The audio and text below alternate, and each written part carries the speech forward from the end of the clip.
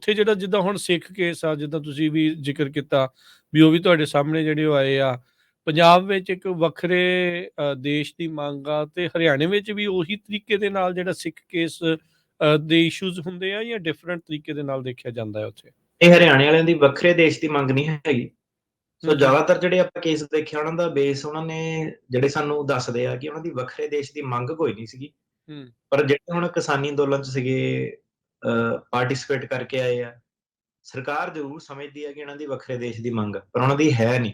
ਸੋ ਉਹਨੂੰ ਜਦੋਂ ਸਰਕਾਰੀ ਵਕੀਲ ਪੁੱਛਦਾ ਕਿ ਤੇਰੀ ਤਾਂ ਮੰਗ ਵੀ ਨਹੀਂ ਹੈਗੀ, ਉਹ ਕਹਿੰਦਾ ਆਹੋ ਨਹੀਂ ਹੈਗੀ ਸਾਡੀ ਮੰਗ। ਇਹਨੂੰ ਕਹਿੰਦੇ ਇੰਪਿਊਟਡ ਪੋਲੀਟੀਕਲ ਓਪੀਨੀਅਨ।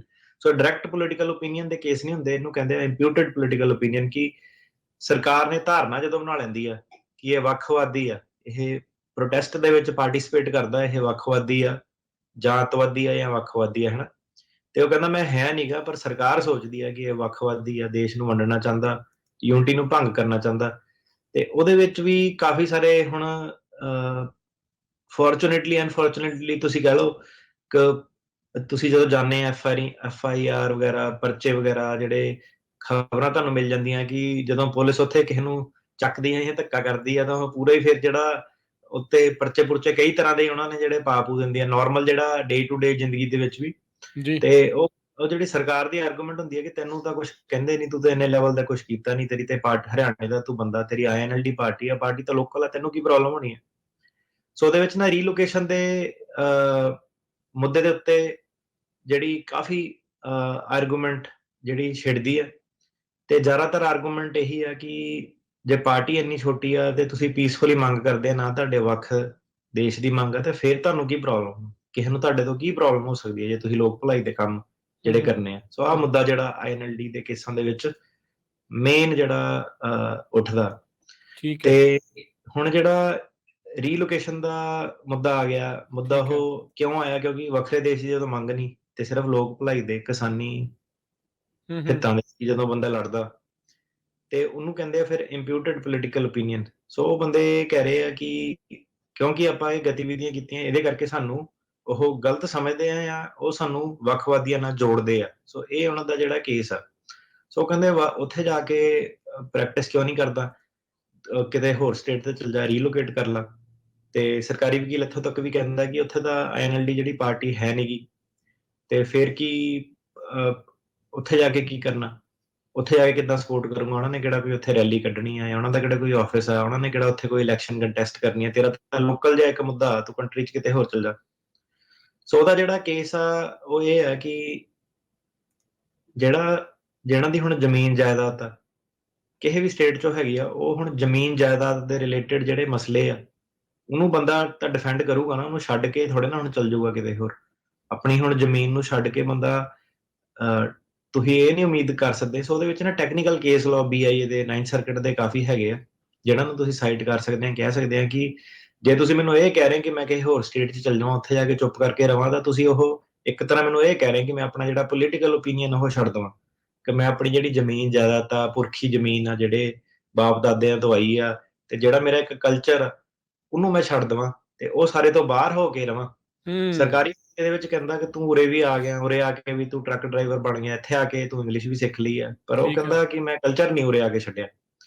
ਸੋ ਉਹਦਾ ਪਰਟੀਕੁਲਰ ਸੋਸ਼ਲ ਗਰੁੱਪ ਫਿਰ ਇੱਕ ਬਣਦਾ ਪੰਜਾਬੀ, ਜਿਹੜੇ ਨਾ ਆਪਣੇ ਆਪਾਂ, ਤੁਸੀਂ ਜੇ ਸਾਡਾ ਸੋਸ਼ਲ ਮੀਡੀਆ ਚੈੱਕ ਕਰੋਗੇ, ਪੰਜਾਬੀ ਹਿੰਦੂ, ਪੰਜਾਬੀ ਸਿੱਖ, ਕਿ ਜਿਹੜਾ ਇੱਕ ਪੰਜਾਬ ਦਾ ਜਿਹੜਾ ਬੰਦਾ, ਇੱਕ ਜਿਹੜਾ ਸੂਬੇ ਦਾ ਜਿਹੜਾ ਬੰਦਾ, ਕਿ ਪੰਜਾਬੀ ਜਿਹੜਾ ਹੈਗਾ ਉਹ ਪਰਟੀਕੁਲਰ ਸੋਸ਼ਲ ਗਰੁੱਪ, ਕਿ ਜਿਹੜਾ ਉਹ ਏਰੀਏ ਚੋਂ ਇੱਕ ਜਿਹੜਾ ਬੰਦਾ ਆਉਂਦਾ, ਉਹਦਾ ਇੱਕ ਪਹਿਰਾਵਾ, ਉਹਦੀ ਇੱਕ ਬੋਲ ਬਾਣੀ ਆ, ਉਹਦੀ ਬੋਲੀ ਆ, ਉਹਦਾ ਰਹਿਣ ਦਾ ਇੱਕ ਜਿਹੜਾ ਸਟਾਈਲ ਆ, ਉਹ ਜਿਹੜਾ ਸਾਰਾ ਸਟਾਈਲ ਆ ਉਹ ਸ਼ਹਿਰੀਕਰਨ ਤੋਂ ਅੰਡਰ ਥ੍ਰੈਟ ਹੈਗਾ। ਕਿਉਂਕਿ ਇਹ ਲੈਂਗੁਏਜ ਦੇ ਵਿੱਚ ਕਲਚਰ ਵੀ ਆ ਜਾਂਦਾ, ਗਾਣੇ ਵਜਾਣੇ, ਕਈ ਚੀਜ਼ਾਂ ਜਿਹੜੀਆਂ, ਕਈ ਸਾਰੇ ਪਹਿਲੂ ਜਿਹੜੇ ਇਹਦੇ ਆ ਜਾਂਦੇ ਆ, ਤੇ ਉਹਨੂੰ ਫਿਰ ਐਕਸਪਲੇਨ ਕਰਨਾ ਪੈਂਦਾ ਕਿ ਜਿਹੜਾ ਵੰਡ ਸੀਗੀ ਕਿੱਦਾਂ ਹੋਈ ਸੀਗੀ, ਪੰਜਾਬ ਜਿਹੜਾ ਪ੍ਰੋਵਿੰਸ ਸੀਗਾ ਕਿੱਥੇ ਤੱਕ ਸੀਗਾ, ਪਾਣੀਆਂ ਦਾ ਮੁੱਦਾ ਜਿਹੜਾ ਕੀ ਹੈਗਾ।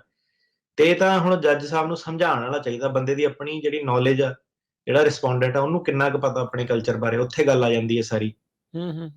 ਤੇ ਜਦੋਂ ਪੁੱਛਦੀ ਹੈ ਕਿ ਇਹਦੇ ਕਿਹੜਾ ਮੱਥੇ ਤੇ ਲਿਖਿਆ ਕਿ ਇਹ ਪੰਜਾਬੀ ਹੈ, ਕਹਿੰਦਾ ਆਹੋ ਨਹੀਂ ਲਿਖਿਆ ਮੇਰੇ ਮੱਥੇ ਤੇ ਕਿ ਮੈਂ ਪੰਜਾਬੀ ਹਾਂ, ਕਿਉਂਕਿ ਜਿਹੜਾ ਤੁਸੀਂ ਪੰਜਾਬ ਆਪਣੇ ਨਾਲ ਕੈਰੀ ਕਰਦੇ ਆ, ਹਨਾ। ਸੋ ਉਹ ਬੰਦਾ ਕੈਰੀ ਕਰਨ ਵਾਲਾ ਵੀ ਫਿਰ ਕੋਰਟ ਦੇ ਵਿੱਚ ਹੋਣਾ ਚਾਹੀਦਾ, ਹੁਣ ਐ ਨਹੀਂ ਯੰਕਾ ਜਿਹਾ ਬਣ ਗਿਆ ਜੀ, ਉਹ ਕਰ ਲਿਆ ਹਨਾ ਉਹਨੇ। ਫਿਰ ਜਦੋਂ ਜੱਜ ਨੇ ਓਵਰਆਲ ਦੇਖਣਾ ਕਿ ਕੀ ਗੱਲ ਕਹਿ ਰਿਹਾ, ਕਿ ਇਹ ਮੁੱਦਾ ਪ੍ਰੋਟੈਕਟ ਕਿਹੜਾ ਕਰ ਰਿਹਾ, ਉਹ ਇਹ ਕਹਿ ਰਿਹਾ ਕਿ ਮੇਰੇ ਜਿਹੜੀ ਮੇਰੀ ਹੋਂਦ ਆ, ਜਿਹੜੀ ਮੇਰੀ ਬਾਪ ਦਾਦਿਆਂ ਦੀ ਹੋਂਦ ਸੀ, ਉਹ ਸਾਰੀ ਇਹ ਜ਼ਮੀਨ ਨਾਲ ਟਾਈਡ ਅਪ ਸੀਗੀ, ਤੇ ਆਹ ਮੇਰੀਆਂ ਫਰਦਾਂ ਵਾ, ਆਹ ਦੇਖੋ। ਉਹ ਹੁਣ ਜੱਜ ਨੂੰ ਜੇ ਤੁਸੀਂ ਦਓਗੇ ਤਾਂ ਉਹਨੂੰ ਪਤਾ ਲੱਗਣਾ ਕਿ ਅੱਛਾ ਏਦਾਂ ਵੀ ਹੁੰਦਾ, ਕਿ ਜਨਰੇਸ਼ਨ ਟੂ ਜਨਰੇਸ਼ਨ ਜਿਹੜੀ ਇਹ ਜ਼ਮੀਨ ਪਾਸ ਕੀਤੀ ਗਈ ਹੈ ਇਹਨਾਂ ਨੂੰ। ਇਨਹੈਰੀਟੈਂਸ ਆਜ਼ਾਦੀ ਦੇ ਟਾਈਮ ਇਹੀ ਪਨਾਹੀ ਸੀਗੀ, ਇਹਨਾਂ ਨੂੰ ਜ਼ਮੀਨ ਮਿਲੀ ਸੀਗੀ ਹਨਾ। ਹੈ।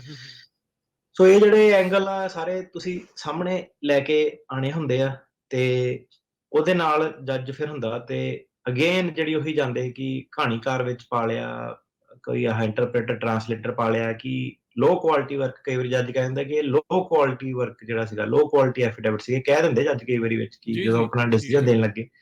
ਸੋ ਏਦਾਂ ਕੰਮ ਨੂੰ ਖਿੱਚਵਾਂ ਰੱਖੋ ਪੂਰਾ, ਆਪਣਾ ਜਿਹੜਾ ਮੁੱਦਾ ਜਿਹੜਾ ਉਹਨੂੰ ਸਮਝਾਉਣ ਵਾਲੇ ਬਣੋ ਕਿ ਕੀ ਤੁਹਾਡਾ ਮੁੱਦਾ, ਕਿਉਂ ਤੁਸੀਂ ਆਪਣੇ ਹੱਕ ਡਿਫੈਂਡ ਕਰਨੇ ਆ।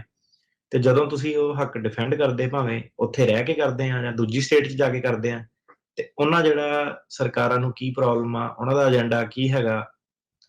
ਤੇ ਜਿਹੜੇ ਖੇਤੀਬਾੜੀ ਵਾਲੇ ਬਿੱਲ ਆ, ਹੁਣ ਫੋਰ ਐਗਜ਼ਾਮਪਲ ਇਹ ਐਵਰੀਡੇ ਥਿੰਗ, ਉਹਨੇ ਪੁੱਛਣਾ ਕਿ 3 ਬਿੱਲਾਂ ਦੇ ਨਾਂ ਦੱਸ, ਤਾਂ ਬੰਦੇ ਨੇ ਕਹਿਣਾ ਐਮਐਸਪੀ। ਉਹ ਕਹਿਣਾ ਐਮਐਸਪੀ ਥੋੜਾ ਬਿੱਲ ਦਾ, 3 ਬਿੱਲ ਦੇ ਨਾਂ ਦੱਸ, ਜੀ ਬਿੱਲਾਂ ਦੇ ਨਾਮ ਕੀ ਆ, ਬਿੱਲ ਕਰਦੇ ਕੀ ਸੀਗੇ ਇਹ ਹਨਾ। ਕਿ ਜੇ ਹੁਣ ਤੁਹਾਡਾ ਸਾਰਾ ਚੈਲੰਜ ਇਹੀ ਹੈ ਕਿ ਮੈਂ ਆਈਐਨਐਲਡੀ ਪਾਰਟੀ ਜਾਂ ਕਿਸੇ ਨਾਲ, ਤੇ ਮੈਂ ਇਹ ਕਿਸਾਨਾਂ ਦੇ ਹੱਕਾਂ ਦੀ ਲੜਾਈ ਕਰਦੀ ਆ, ਠੀਕ ਹੈ, ਪਰ ਮੈਂ ਲੋਕਾਂ ਨੂੰ ਸਪੀਚ ਦਿੰਦਾ ਸੀ। ਉਹਨੇ ਕਹਿਣਾ ਸਪੀਚ ਦਿੰਦਾ ਕੀ ਸੀਗਾ। ਪਰ ਹੁਣ ਤੁਸੀਂ ਜੱਜ ਨੂੰ ਸਮਝਾਉਣ ਵਾਲੇ ਵੀ ਤਾਂ ਹੋਣੇ ਚਾਹੀਦੇ ਨਾ, ਕਿ ਮੈਂ ਸਪੀਚ ਦਿੰਦਾ ਕੀ ਸੀਗਾ, ਕਿਸਾਨੀ ਬਾਰੇ ਬੋਲਦਾ ਸੀਗਾ, ਪਰ ਕੀ ਬੋਲਦਾ ਸੀਗਾ। ਤੇ ਉਹਨੇ ਪੁੱਛਣਾ ਕਿੰਨੀ ਵਾਰੀ ਭਾਸ਼ਣ ਦਿੱਤੇ, 50 ਵਾਰੀ, ਕਿੰਨੀ ਮਿੰਟ ਬੋਲਦਾ ਸੀਗਾ ਐਵਰੇਜ। ਮੰਨ ਲਓ ਕਿਸੇ ਨੇ ਕਿਹਾ 10 ਮਿੰਟ, ਉਹਨੇ ਕਹਿਣਾ ਕਾਹਦੇ ਬਾਰੇ ਬੋਲਦਾ ਸੀਗਾ। ਤੇ ਹੁਣ ਇੱਕ ਬੰਦੇ ਨੇ ਕਹਿਣਾ ਉਹੀ ਜੀ ਜਿਹੜੇ ਉਹ ਆ, ਪਰ ਇੱਕ ਬੰਦਾ ਜੇ ਡਿਟੇਲ ਦੇ ਵਿੱਚ ਜਾ ਸਕਦਾ, ਤੇ ਠੀਕ ਫਿਰ ਹੈ। ਉਹਨੂੰ ਰੀਲੋਕੇਸ਼ਨ ਵਾਲੀ ਆਰਗੂਮੈਂਟ ਆ, ਉਹਦੇ ਵਿੱਚ ਪ੍ਰੋਬਲਮ ਨਹੀਂ ਆਉਂਦੀ, ਕਿਉਂਕਿ ਉਹ ਜਿੱਤੇ ਵੀ ਜਾਊਗਾ ਉਹਦੀ ਸੇਮ ਹੀ ਡਿਮਾਂਡ ਰਹੂਗੀ ਕਿ ਯਾਰ ਮੇਰੀ ਜ਼ਮੀਨ ਉੱਥੇ ਆ, ਸਾਡੇ ਏਰੀਏ ਦੇ ਲੋਕ ਉੱਥੇ ਆ, ਇਕੱਲੇ ਮੇਰੇ ਬਾਰੇ ਗੱਲ ਨਹੀਂ ਹੈਗੀ, ਸਾਰੇ ਸਮਾਜ ਬਾਰੇ ਜਿਹੜੀ ਗੱਲ ਆ। ਤੇ ਉਹਨੂੰ ਜਿਹੜਾ ਸਮਾਜਿਕ ਮੁੱਦਾ ਜਿਹੜਾ ਆ ਗਿਆ, ਸਾਰੇ ਇੰਡੀਆ ਵਾਈਡ ਨਹੀਂ, ਸਿਰਫ ਇੱਕ ਕਮਿਊਨਿਟੀ ਦਾ ਮੁੱਦਾ ਜਿਹੜਾ ਆ ਗਿਆ, ਉਹਨੂੰ ਆਪਾਂ ਕਹਿੰਦੇ ਆ ਪਰਟੀਕੂਲਰ ਸੋਸ਼ਲ ਗਰੁੱਪ। ਕਿ ਜੇ ਤੁਸੀਂ ਨੈਰੋ ਕਰ ਦੋ ਕਿ ਜਿਹੜੀ ਅਫੈਕਟਡ ਪਰਸੀਕਿਊਟਡ ਕਲਾਸ ਹੈਗੀ ਆ, ਜਿਹੜੇ ਅਸਾਲਮ ਮੰਗ ਰਹੇ ਆ, ਉਹ ਇੱਕ ਪਰਟੀਕੂਲਰ ਸੋਸ਼ਲ ਗਰੁੱਪ 'ਚ ਬਿਲੋਂਗ ਕਰਦੇ ਆ, ਤਾਂ ਉਹਦੇ ਨਾਲ ਫਿਰ ਜਿਹੜਾ ਕਿ ਇਹ ਡਿਸਟਿੰਕਟ ਆ ਸੋਸ਼ਲ ਗਰੁੱਪ, ਕਿ ਇਹ ਬੰਦਾ ਜਿੱਥੇ ਵੀ ਜਾਊਗਾ ਇਹ ਪਛਾਣਿਆ ਜਾਊਗਾ। ਕਿੱਦਾਂ ਪਛਾਣਿਆ ਜਾਊਗਾ? ਇਹ ਆਪਣੀ ਬੋਲਬਾਣੀ ਨਹੀਂ ਛੱਡੂਗਾ ਹਨਾ। ਤੇ ਉਹਦੇ ਵਿੱਚ ਆਫ ਕੋਰਸ ਚੈਲੰਜ ਕਰੂਗਾ ਕਿ ਤੂੰ ਇੰਗਲਿਸ਼ ਸਿੱਖੀ ਆ, ਤੂੰ ਅੱਜ ਵੀ ਤਾਂ ਕੋਟ ਪੈਂਟ ਪਾ ਕੇ ਆਇਆ, ਤੂੰ ਕਿਹੜਾ ਚਾਦਰਾ ਪਾ ਕੇ ਘੁੰਮਦਾ ਹਨਾ। ਹੂੰ ਹੂੰ ਹੂੰ ਸੋ ਇਦਾਂ ਦੇ ਕਾਫੀ ਮੁੱਦੇ ਇਹਨਾਂ ਕੇਸਾਂ ਦੇ ਵਿੱਚ ਤੇ